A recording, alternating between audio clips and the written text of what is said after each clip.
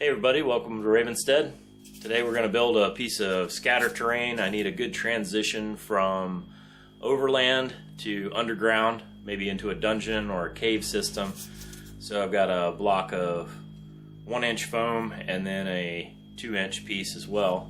So I'll end up stacking those together to make some kind of a cave entrance. So let's see what we can come up with. Let's get to the build. Alright, let's get into this build. I'm going to go ahead and install this little tea light. I took the little bulb off of it so it would sit a little lower. Just going to mark out a circle there, make sure it's going to fit inside my cave. Cut that out with a hot wire cutter. Looks good. I use a craft knife through this. Don't worry, I don't cut myself. So just relax and enjoy it. Needed a little bit shorter. I'm just making sure it's going to fit this bigger miniature I've got. I'm just going to start whittling away at this foam. I'll make scoring cuts and then break out the materials. Now to hollow out the cave. This is the part where I pretend this is a mango. We'll just cut our little cubes here and start plucking them out. Let's make some styrofoam salsa or something. I don't know. I'm going to put a little hot glue around that tea light. I can still get to the battery on the back, so if the battery dies out I can replace it. And I'm just going to add some little chunks of foam around this. Once it's up inside the cave, it'll look like maybe a little campfire burning up in there. I'll glue down the cave structure. You can see my little campfire burning there.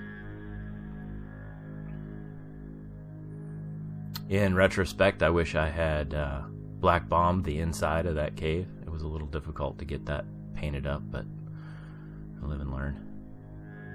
Now to give the base a little bit more of an organic shape. I wanted this to look kind of like it was on a rocky outcropping.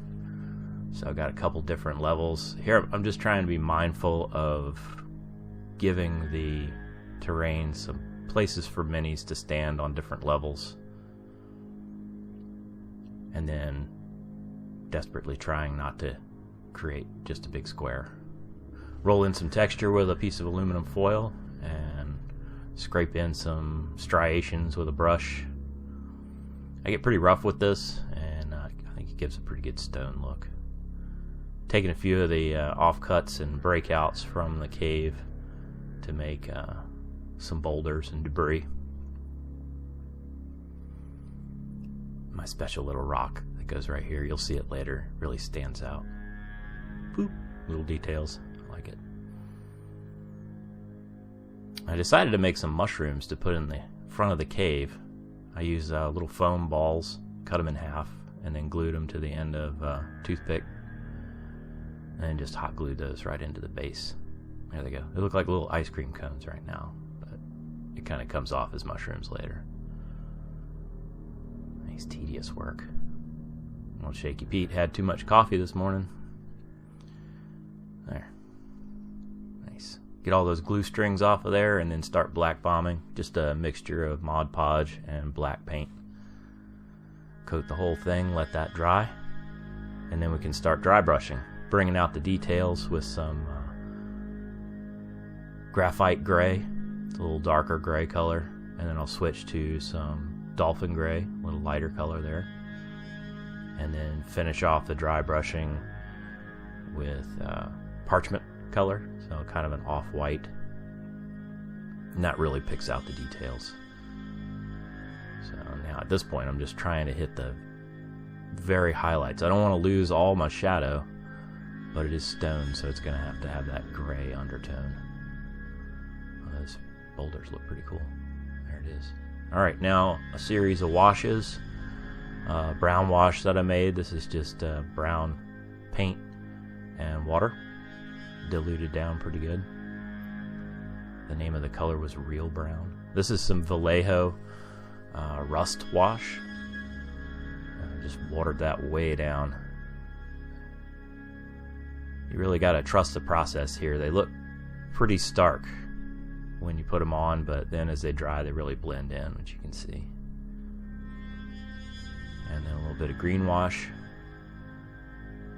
just some green undertones here and there.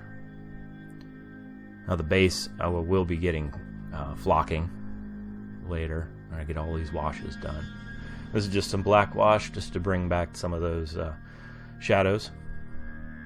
I'm going to put a little bit of watered down PVA glue, and then we'll start putting the flocking on. Woodland Scenics medium flocking. Get a good coat on there. Tappy tap. I just try and bring in some mossy areas, some grassy areas, some vines and stuff growing on there. Now it's time to paint up my little mushrooms. I painted them with some neon purple, so if I'm doing something with like the Underdark, I can light this up with a black light and those should shine up pretty good. Oh, that brush is terrible. A little PVA glue and some shrubbery. This is the last little bit. So I use some heavy clump foliage and then some lichen in there as well.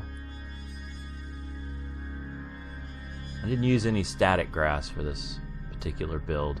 I don't know why. Just didn't seem to really fit. And the shrubbery looked a little bit better. Oh, there's the little boulder. Give it a little blanket there. There you go. Alright, let's take a look at the final build. I'm going to spin this for you.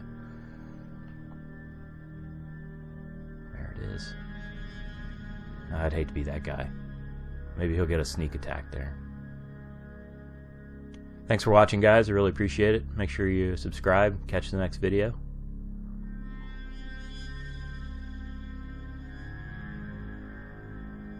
Appreciate you watching.